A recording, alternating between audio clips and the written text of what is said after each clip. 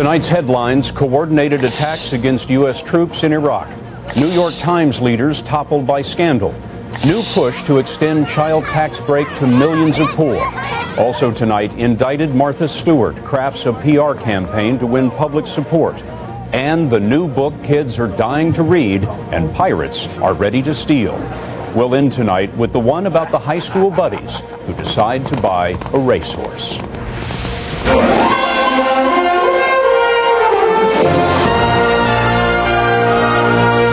This is the CBS Evening News with Dan Rather. Good evening. Dan is away tonight. I'm Scott Pelley. Today, for the first time, President Bush laid eyes on the troubled land that has come to dominate his presidency. 31,000 feet over Baghdad, Air Force One tipped its wings to give the commander-in-chief a good look at Iraq. Mr. Bush's plane was escorted by 4 American fighters, a reminder of how unsettled Iraq remains.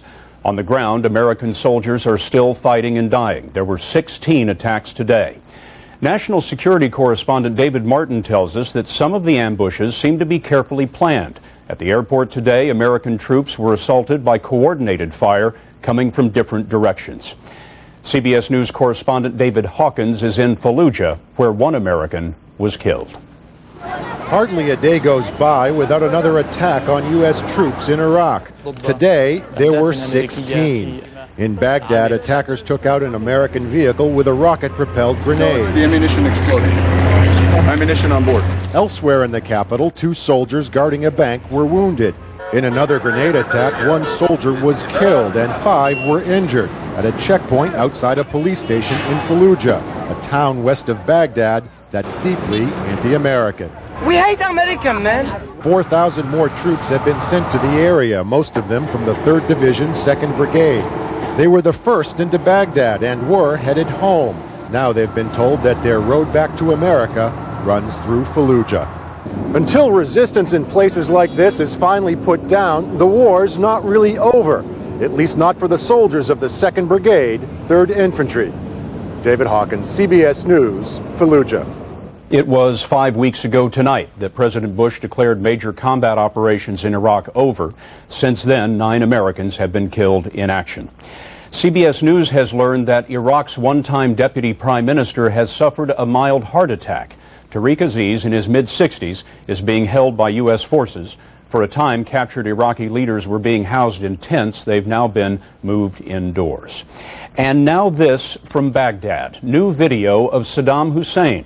Pictures taken long before the war, but still a hot seller because Iraqis rarely saw their dictator like this. Mark Phillips has the tape. Call it Iraq's unfunniest home video. An unprecedented glimpse of the Hussein family at play. Hala's birthday may not hit the charts anywhere else, but in Baghdad it's the hottest video in town. People jamming the shop couldn't believe their eyes. The video, shot years ago at a birthday party for one of Saddam's daughters, was probably looted from the house of a family crony, and the looter knew a gold mine when he saw one. After years of being fed a diet of official staged images, this was a peek inside the Saddam thugocracy. A brooding son Uday, Saddam posing with the son-in-law he later had murdered. The Husseins could not only rule with an iron fist, they could party. All 70 copies at about $1 each sold out. The shop is getting more. Mark Phillips, CBS News, Baghdad. There's word today that U.S. troops in Korea are stepping back from the brink. Under an agreement with South Korea, American soldiers will withdraw from long-held positions along the DMZ, which are in easy range of North Korean artillery. The troops will move to bases at least 75 miles away, where U.S. officials believe they will be a more effective deterrent. As for President Bush's personal attempt to get Israel and the Palestinians on the road to peace, the photo ops and the words were meant to be encouraging, but a man who wasn't at the Red Sea summit may be a big factor in determining whether peace is possible. CBS News correspondent Richard Roth has a reality check. They weren't celebrating the roadmap in Gaza today. They were saluting the man it seeks to leave behind. Sidelined by the summit, Yasser Arafat's not been silenced. Israel, he says, has offered the Palestinians nothing tangible. And as if taking a cue, another militant faction called the plan the roadmap to hell. and warned of a painful response within days. No surprise among summit watchers here. It's like all the other meetings, and nothing is gonna happen. They weren't expecting much. No effect, no good effect. I think that. Yasser Arafat's been shunned by the U.S. and sequestered by the Israeli army, which bombed his presidential compound in March of last year. But he's still the Palestinians' most powerful symbol of authority, and more than a symbol. He has sway over Palestinian finance, security, and politics, all from an office he can't leave. Arafat hasn't stepped off the grounds of this compound in more than a year. His aides are convinced if he moved from here now, Israeli troops would make sure he couldn't come back. For all the attention heaped on Mahmoud Abbas for endorsing the roadmap, Israel worries Arafat's still in the driver's seat. The last Israeli prime minister who tried to make peace with the Palestinians was Ehud Barak. You know, I personally feel and believe that as long as Arafat retains even the slightest drop or element of executive power, there will be no peace. The U.S. too blames Arafat for unleashing the past 32 months of violence here, but still hopes to help new Palestinian leadership rein it in. Richard Roth, CBS News, Ramallah. Here at home, the country's most prestigious newspaper, long considered the paper of record, is desperately trying to save its reputation in the midst of a reporter fraud scandal. Today, the scandal at the New York Times led to a major editorial shakeup. CBS News correspondent Peter Van Zandt has our story. Writers and reporters from the New York Times tried to avoid their fellow journalists this afternoon as the fraud scandal at the nation's most important newspaper claimed its top editors. Editors have resigned, but never for a reason like this. You know, this is scandal. Gone are executive editor Howell Raines and managing editor Gerald Boyd. Under their leadership, the New York Times won an unprecedented 7 Pulitzer Prizes in a single year. But the two men were also fooled by one of their own, reporter Jason Blair, whose dozens of fabrications tarnished the Times' reputation. The last month or so have been particularly stressful. We've all been incredibly distracted. In a statement, publisher Arthur Sulzberger said, given the events of the last month, Howell and Gerald concluded that it was best for the Times that they step down. Sulzberger went on to say, this has been a difficult and painful time for all of us. I'm truly sorry for my actions and what they've done. In an exclusive this afternoon with WCBS TV, Jason Blair, the reporter whose fictionalized news reports turned the Times upside down, spoke on television for the first time. It has to do with my own human demons, my own weaknesses, and it ranges from, you know, my struggles with substance abuse to my own struggles with mental illness. Whatever the reason, the Times learned Blair made up details in dozens of stories. From saying that Jessica Lynch's home overlooked cotton fields, there was no cotton, to inventing quotes during the sniper attacks in the Washington, D.C. area. This is a little bit like the presidency after an impeachment or a resignation. The U.S. presidency has survived Watergate and Lewinsky and Teapot Dome. The New York Times is going to survive Jason Blair and Howell Raines. And why should you care what happens at the New York Times? Well, chances are your hometown newspaper reprinted a Times story today. There's still an unanswered question tonight. Is this the end of the scandal at the New York Times? Or is there more to come? Scott? Peter Van Zandt, thanks. If you thought President Bush's tax cut package, already signed into law, cannot be changed, well, that is not quite true. When political criticism starts to resonate and affect people's pocketbooks, anything can happen. CBS's Cheryl Atkinson reports the tax cut may be changing. Cheryl? Scott, the new Senate compromise would extend tax cuts to lower and higher income families than those covered by President Bush's $350 billion tax cut signed last week. Under pressure from Democrats who called the Bush version tax cuts for the wealthy, the Senate today agreed to $10 billion more tax relief. $5 billion to low-income families who pay no federal income taxes. They could get a cash payment of up to $1,000 per child. There's also something for Republicans, $5 billion more in tax relief for higher-income married couples with children. The Senate package may face tough opposition in the House, where Republican leaders there said they may use it to tack on even more tax relief, which Democrats and some moderate Republicans are likely to oppose. Scott?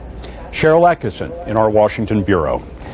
Coming up next on the CBS Evening News, icons and scandals. Indicted Martha Stewart tries to win public support. Accused cheater Sammy Sosa gets it.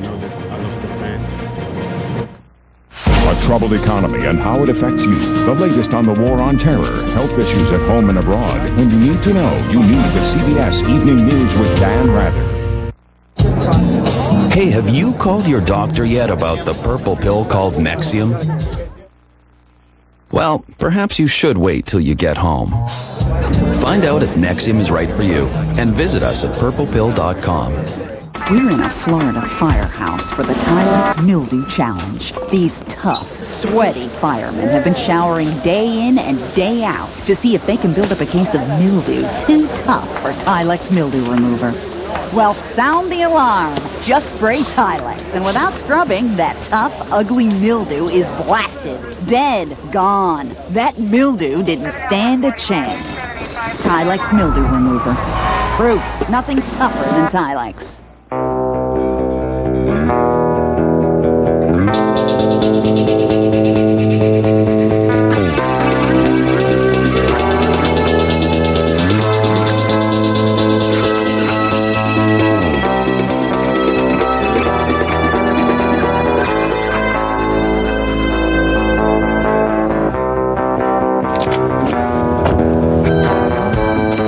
The new 2004 Grand Prix. Now you can help manage your diabetes anytime, anywhere with Glucerna. Delicious bars and shakes that are clinically proven to help manage glucose levels. Try Glucerna. It's time for a taste of freedom. Hi, grape nuts, please. You know, it'd take 4 bowls of grape nuts to equal the B vitamins in just 1 bowl of total. 4 bowls. Dig in, Lumpy. Special K, please. That'd take 16 bowls to equal the zinc in total. 16 bowls. Eat up, sweetie. Shredded wheat? 40 bowls to equal the calcium in total. 40 bowls. Chow down, big boy.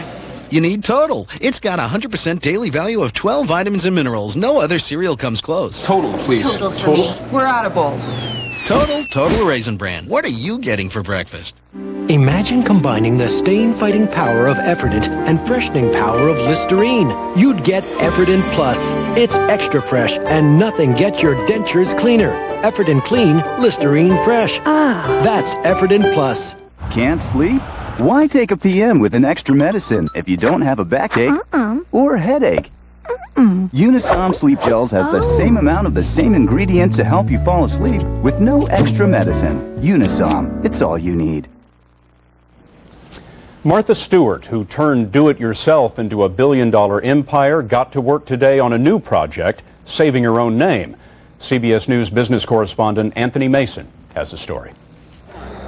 The day after her indictment on insider trading and obstruction of justice charges, Martha Stewart again protested her innocence in a full-page ad in USA Today. In an open letter to friends and loyal supporters, she said, "I will fight to clear my name, and I am confident I will be exonerated of these baseless charges." Stewart also launched a new website to plead her case. If you're Martha Stewart right now, what do you do? So Martha Stewart right now, I'm very bummed out. No. Donnie Deutsch heads the Deutsch Advertising Agency. This has become a huge media firestorm. Yes. Does she need to fight back in the media? She needs to fight back in the media, but Deutsch says Stewart's ad campaign was too little, too late. You know, had it come out a while ago, basically kind of getting in front of this thing, either from a contrition point of view or really, I'm innocent, here's why, trying to gain sympathy, would have had some credibility. Right now, you know, the gun has been fired by the government. I don't think this is going to change her detractors' opinions. It's not going to change her fans' opinions. It's certainly not going to change the prosecutor's opinions. Stewart has talked publicly about the case only once. I think this will all be resolved in the very near future, and I will be exonerated. I know that ridiculousness. But those who know her say she won't give up. She's a very driven, motivated woman, and that's not a negative. Martha became quite a success from this kind of immigrant mentality she grew up with in Nutley, New Jersey. Author Jerry Oppenheimer, who chronicled Stewart's rise in the book Just Desserts, says she's always been a fighter. Martha won't back off. Martha won't back off. this could be one of the toughest cases the government ever fought.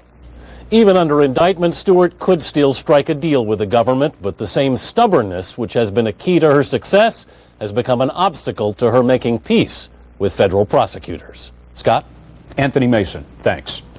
Chicago Cubs fans cheered Sammy Sosa at every opportunity today at Wrigley Field. It might have been their last chance for a while. Jim Acosta reports the slugger is awaiting the verdict for breaking baseball's laws at the plate. Swinging an honest bat hot shot up the middle, there's a base hit. in front of a forgiving crowd, Sammy Sosa was back at Wrigley today after baseball's investigation into the crack heard round the world. He took the blame, he will take the penalty. League investigators examined 76 Sosa bats and found the slugger's arsenal cork-free. Sammy has been very forthcoming with us. Case dismissed, right? Well, sort of. It took a few innings for league officials to search the clubhouse, meaning some bats could have taken a walk. But score one for Sammy. X-rays of Sosa's historic bats, including those at the Hall of Fame, came up clean. They got me, I feel like I'm a criminal. And that's something that really bothered me and hurt me as a man. Sosa still faces a suspension and no doubt countless more tabloid headlines. Jim Acosta, CBS News, New York. Still ahead on the CBS Evening News, the big buzz in publishing is a pirate story. We'll have that for you coming up next.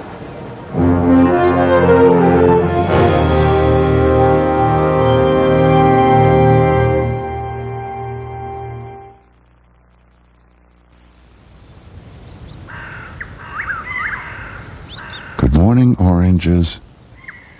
You know what isn't going to happen today? You aren't going to be concentrated or sweetened or added to or any other dumb thing we humans sometimes dream up. Today, you're just going to be yourself. That's a promise. Discover Simply Orange. Simply unfooled around with. Oh. What's the matter, Frank? Why'd I eat that pizza? You love pizza. I knew I'd get heartburn. Didn't you start taking that prescription? Yeah, but it won't kick in fully till tomorrow. You have heartburn tonight. Oh! The leading prescription can take up to a day or more to fully work. It's not for occasional heartburn. Zantac 75 works fast, right when you need it. Even at night, when heartburn can be at its worst. Zantac, fast heartburn relief for people who hate to wait. Oh! Bob, you're snoring, Bob. To play the blues, you have to understand pain. Less pain, less blood. On your fingers or your arm. One Touch Ultra. Results in 5 seconds. You want to feel it here, not here. One Touch Ultra. See it build. See it transform. If you have an idea, a plan, a dream, see it with CIT. Oh, hey, hi, I'm Digger. Don't mind me, I'm just a dermatophyte. You know, a nail infection. All I want is to get in here and live under your nail. You can't get me with clippers or those surface treatments you try on your own. I'm in too deep in your nail bed. I'll make myself comfortable, invite a few friends. Settle in. Do you have thick, discolored, or flaky nails? Millions of people do. It may be caused by an active live infection. That's why you should ask your doctor about prescription-only Lamisil. Unlike surface treatments, Lamisil is a pill that works through the bloodstream to target and attack the infection at its source, underneath the nail. In fact, you can start to see clearer, healthier nails in just 3 months. Lamisil isn't for people with liver or kidney problems. Barely serious side effects in the liver or serious skin reactions have occurred, so your doctor may do blood tests. Other side effects including headache, diarrhea, indigestion, and rash were generally mild. Ask your doctor about Lamisil. It's the #1 brand for treating infected nails. Once daily Lamisil tablets. Get your nail infection where it grows. On the CBS Market Watch, stock prices dropped at the open of trading today as investors took profits from a rally that is now in its 4th month. But by the end of the day, the Dow is back in positive territory, barely, picking up just over 2 points. The Nasdaq gained 11. In the publishing business, they're getting ready for the next big rollout, the new Harry Potter book. Amazon.com alone has 1 million orders already. Wizards seem to be profitable for publishers, but as it turns out, pirates are robbing them blind. Mark Phillips has the mystery of the missing millions. The publishing business is on a roll lately, but it could be doing about $7 billion a year better if it wasn't being robbed blind. And this has to be the most pirated author in the world. Meet Ian Taylor, pirate buster. It's his job to find the crooks already waiting to steal the next Harry Potter book and many others, and flog the pirated versions from Bangkok to Brooklyn to Beijing. China is just one of the pirating centers producing books and their byproducts, but the ease of desktop publishing in the digital age has allowed anyone with a computer to produce books, and pirating has spread like a bad rash across the third world. To China, add India and Pakistan, Ukraine, Nigeria, several countries in the Far East, and more. In Iran, for instance, when they're waiting for the new edition of Harry Potter to come out in a few weeks' time, and they're going to, there'll be 10 translations of that book on the market within days or weeks. Illegitimate, stolen. All completely unauthorized, yeah. Some bogus editions are even exported back to the West. The bookbusters have recruited local lawyers, sleuths, and police. Recent raids in India have netted more than 70,000 counterfeit bestsellers. A book like this costs about $1 to manufacture, the maximum, and the pirate sells it at about $2.50 to the consumer, while the genuine books comes for $8. But while it's cheap for the buyer, it undercuts honest publishers and has destroyed entire publishing industries in some countries. Legitimate publishers take a risk every time they order a print run.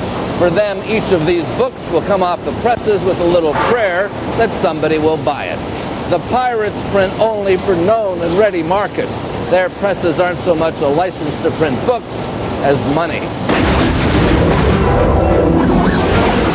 Millionaire authors like Potter writer J.K. Rowling may not miss the lost income, but in parts of the world where books mean knowledge and knowledge means progress, the pirates are stealing more than money. They're stealing the future. Mark Phillips, CBS News, London.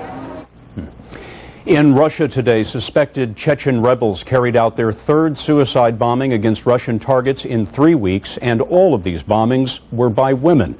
The attacker blew up a bus carrying Russian Air Force personnel and civilians near Chechnya as it stopped at a railroad crossing. Officials say at least 18 people were killed, including the bomber. Pope John Paul II today chalked up the 100th foreign trip of his almost 25-year papacy. At the start of a 5-day visit to Croatia, the Pope called for the healing of lingering wounds of war. This is the Pope's third trip to the former Yugoslav Republic, whose population is overwhelmingly Roman Catholic.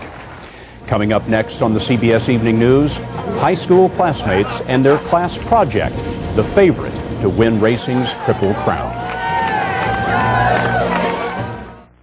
I used to be laid back about everything. Nothing's too serious for me, especially my heartburn. Sure, most days it felt like I'd swallowed a blowtorch. It wasn't serious. So what if I practically had to sleep standing up like a horse? It wasn't serious. Fine, yes, I changed my diet, I started exercising more. It helped a bit. But then one day as I was chasing my breakfast with cherry-flavored antacids, it hit me. Maybe my heartburn is serious. So I go to my doctor and she tells me I have acid reflux disease. Acid reflux disease! But then she prescribed Prevacid because it helps prevent the acid and heal the damage. So I keep doing all the right things, take one Prevacid once a day, and then I can be my laid-back self. Seriously. Prescription Prevacid actually helps prevent acid where it starts by turning off many of the pumps that produce it. Prevacid has a low occurrence of side effects such as diarrhea, abdominal pain, and nausea. Other serious stomach conditions may still exist. Ask your doctor for more information and if Prevacid is right for you. Help prevent the acid with Prevacid.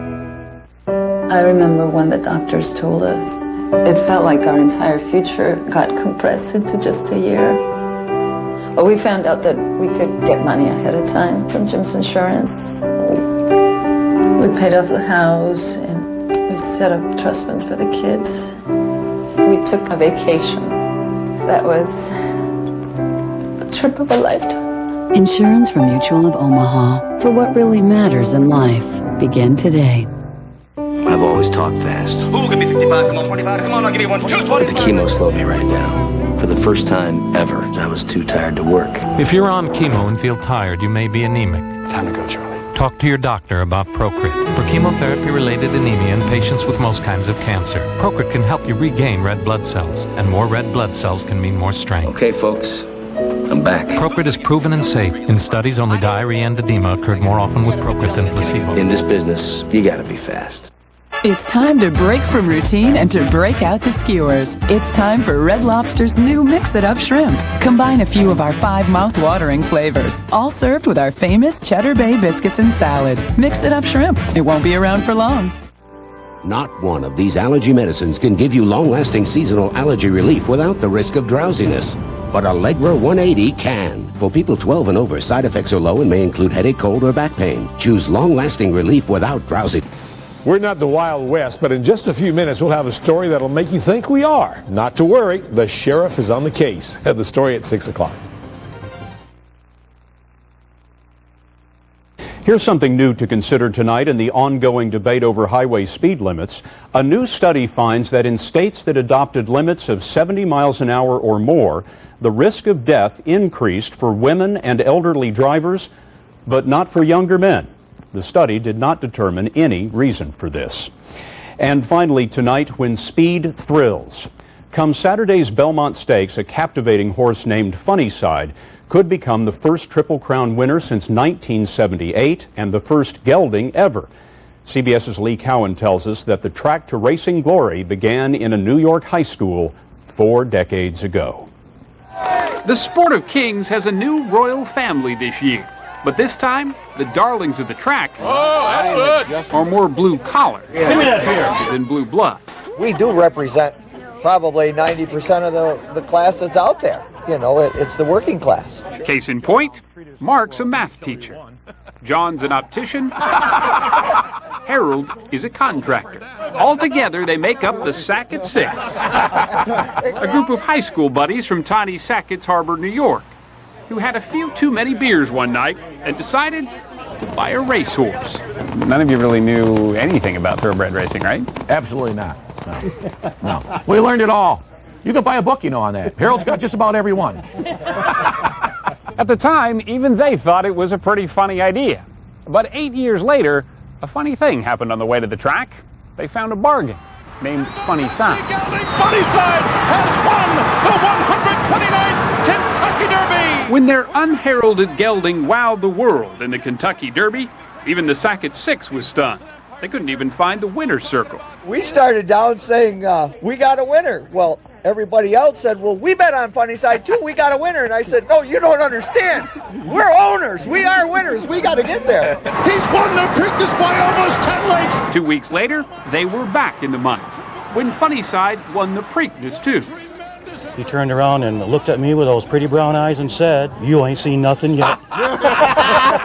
Their $75,000 investment has won them millions and is now just one win away from the coveted Triple Crown. It's going to be great. It's awesome.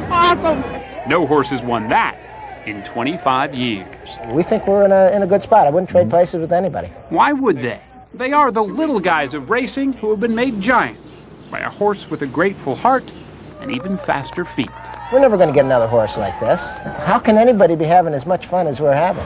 There might be just one, but he's too busy winning to notice. Lee Cowan, CBS News, Sackett's Harbor, New York. And that's the CBS Evening News. Dan Rather will be back tomorrow. For all of us at CBS News all around the world, I'm Scott Pelley. Good night. For news 24 hours a day, log on to cbsnews.com.